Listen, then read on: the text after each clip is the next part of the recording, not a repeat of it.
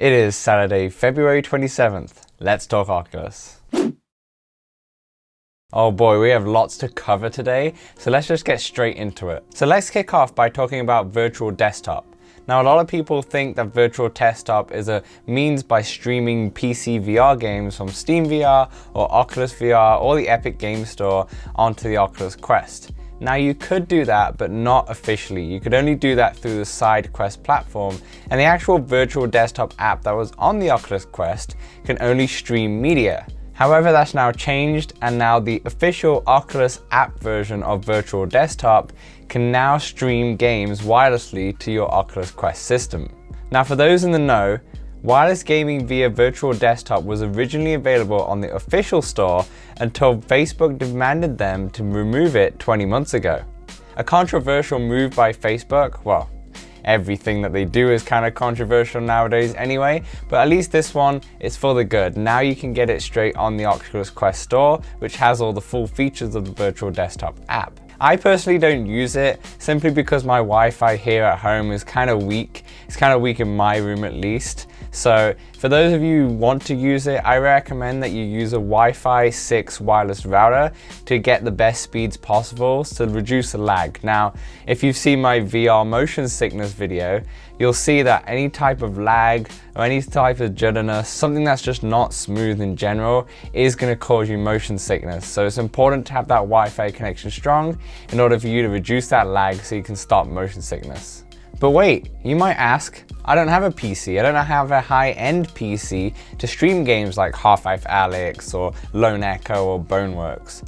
Well, the company called PlutoSphere has come out with a way to wirelessly stream PC VR games via the cloud. The company is currently opening up early registrations for the service on their website and plan to release it via SideQuest for now, due to Facebook's policies. According to Upload VR, who were given a hands-on demo, they said that the latency and quality match the standard of virtual desktop. This is, of course, depending on your internet connection. PlutoSphere recommend at least a 50 megabits per second connection with a Wi-Fi 6 router. It seems like right now, streaming VR titles via something like PlutoSphere or virtual desktop, if you do have that high-end PC, it's going to be the only way to get most of these blockbuster VR titles like Half-Life Alyx and Boneworks that we just discussed on the actual Quest 2 system, simply because it doesn't look like, even with the new chipset, that the Quest 2 is powerful enough to even run these titles. If only there was like some sort of Quest Pro, you know? Who knows? Well, if you don't know what I'm talking about, Andrew Bosworth once again teased another Quest model. This time he winks at the prospect of a Quest Pro model in his Ask Me Anything on Instagram. A Pro model will be a higher end version of the current Quest, available to users that want that extra power and can afford to as well. Now, like I said last week about the Quest 3, I wouldn't read too much into these little hints. The thumbs up for the Quest 3 last time, the Quest Pro wink this week. Inevitably, these new Quest models are gonna come eventually, but I wouldn't say they're gonna come right now. Like, don't get too excited. However, Facebook will have to kind of kick it up a gear next year at least, when the new PSVR 2 hits the market. Indeed, I'm talking about the announcement of PlayStation VR 2. Of course, this is an Oculus show, but we have to touch on it since it's the closest competitor to the Oculus platform. From a post on the PlayStation blog, CEO Jim Ryan confirmed that there will be the next generation PlayStation headset coming sometime after this calendar year.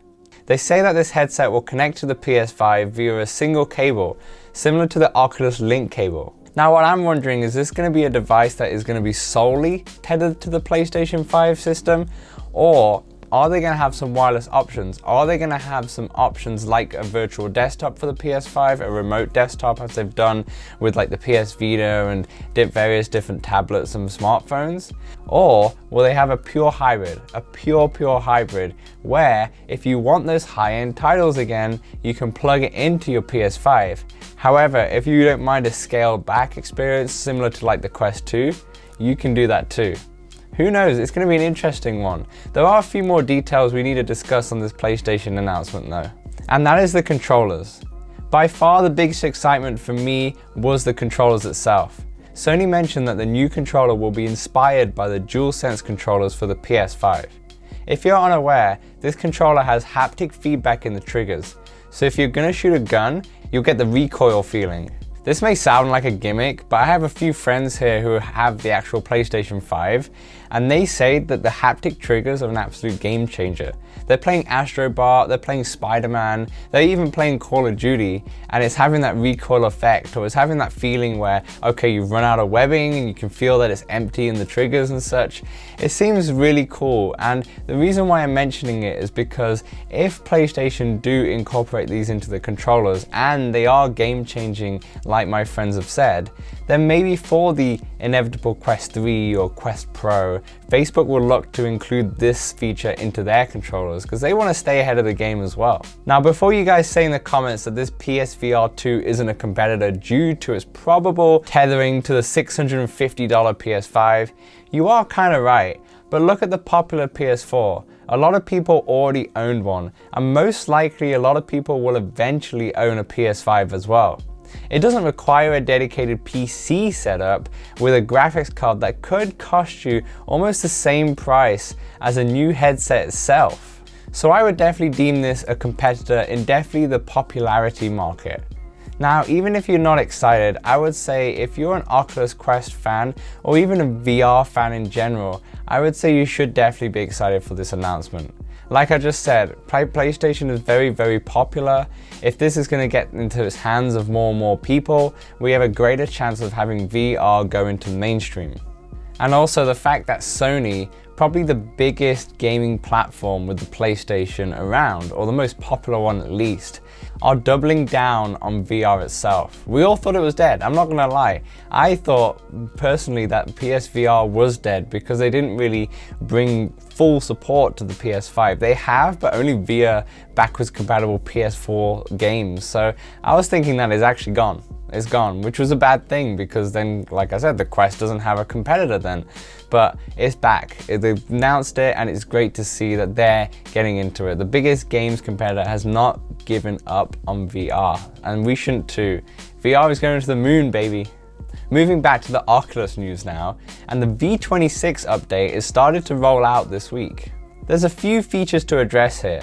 First of all, you can now say the word "Hey Facebook" to initiate voice commands.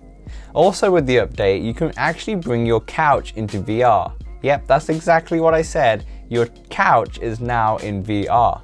Adding on to the new Guardian system, you can add your couch in the space so you know where to sit down after a crazy Beat Saber game. So yeah, a couch in VR is now a thing. And finally, hand tracking is improved on the system. This one is for the fans of VR chat. You can now model a virtual version of yourself and put it straight into the social platform. Ready Player Me is a virtual avatar maker which is compatible with VR chat. It is made by the team at Wolf 3D, and it's fairly easy to do too. You simply just upload a picture of yourself, customize the features, and then import it straight into VR chat. I think this is going to be quite a cool feature, especially if you can incorporate it into different stuff as well, like big screen. I think this is going to be a great idea, and they're constantly updating it with new features and new accessories that you can put on your avatar as well. And now finally we come into the games portion of the show. And The Climb 2, after so much anticipation, so many delayed tweets, and so much leading on, has now got a release date. Revealed on Twitter, the release date is set for March 4th, which is just next week. And like I said last week, I've been waiting for this one ever since it got announced. It got announced with the Quest 2 at Facebook Connect, and original Quest fans rave about how good the original game was on their system. So we'll see how good this one is, harnessing the power of the Quest 2.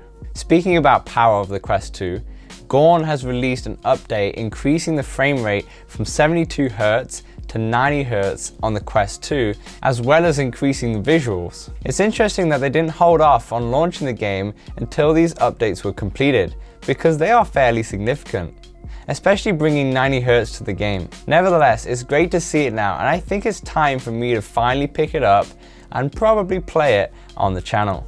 Speaking about great games, Population 1 has got its Season 1 update, which has started this week on Thursday in fact, and it's going to last for 10 weeks. The season has been called Uprising and brings a ton of new content for the fans. It brings in map changes, new skins, characters, and items alike. You can also wield a katana. Yep, that's right, a katana. Oh, and a shield soda, whatever that means. Yep, a shield soda. I've been out of the game for a while. I think I played it for about a month when I first got the game, when it first came out, and I think in November. But I think I might jump into this. It looks really fun. And if you've not tried Population 1 yet, you must try it. It's so good. It's like a battle royale game in VR. It's a fantastic game. And I've also got a gameplay on my channel. I think I released it as my 3rd or 4th video. So definitely have a look at that. It's definitely dated, but at least you can kind of get the idea from that video. Now, a game that I will definitely not be playing is a game called Crashland, and it releases on Quest for just $20. Now, this is a game that looks like great fun. Essentially, you've crash landed on an unknown planet and you have to fight off hostile alien creatures until help arrives. Now, I'll be all for it if it wasn't for those giant ass spiders. Like, why? Why'd you have to torture me like that? But in all seriousness, if you don't fear spiders like me, then I would definitely check this one out. It gets released this week.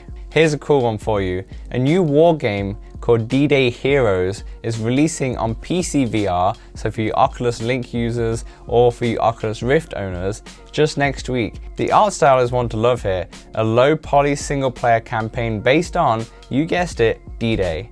The actual campaign will be split into two, where one you can take on the role as an airborne jumper or another as a soldier charging into the beaches of Omaha. There will be 26 missions in total and it is due to release on March the 11th. And finally, an interstellar-like puzzle game called Stargaze releases onto PC VRs this month and to Quest later on this year. Stargaze is a cosmic puzzle experience where you play as the astronomer observing life on other planets. Your aim will be to complete a research book, taking photos and manipulating light, interstellar style. It sounds like a calm, peaceful stargazing game, a puzzle game in fact, that I actually really would be into. It's a nice break from all these war games, shooting games, and crazy fitness games. So I think I'll check this one out. Let me know if you want to check this one out too in the comments below. And that's a wrap, guys. Thanks for watching this video. It's probably going to take me all night to edit this one, but I appreciate you waiting on me for that extra day as well. We had to delay this show because I've had some technical problems with my computer. We're all good now, and I will see you guys next week, where I'm going to be releasing a gameplay video on probably Tuesday or maybe even Wednesday, so look out for that one. I've been Dan. Thanks so much for talking with me. Hit 'em out.